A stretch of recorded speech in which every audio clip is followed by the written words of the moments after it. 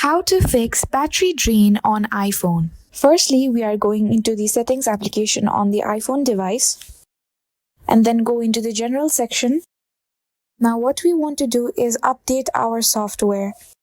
As you can see, it is already updated for me.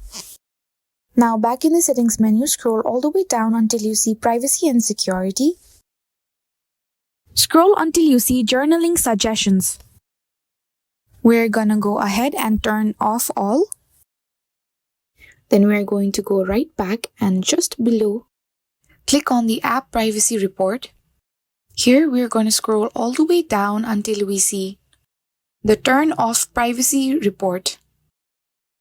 Then let's go back and scroll all the way up until we see location services and tracking. Turn off the toggle that allows apps to request to track and select on Ask Apps to stop tracking. Now this time we go back to the location services and scroll all the way down to the system services. When we get in, there is a section called Product Improvement. Make sure all of the toggles of this section is turned off. And that's it. This is how you can fix your battery drain on your iPhone. If you liked the video, give it a thumbs up and subscribe to our channel for more amazing content.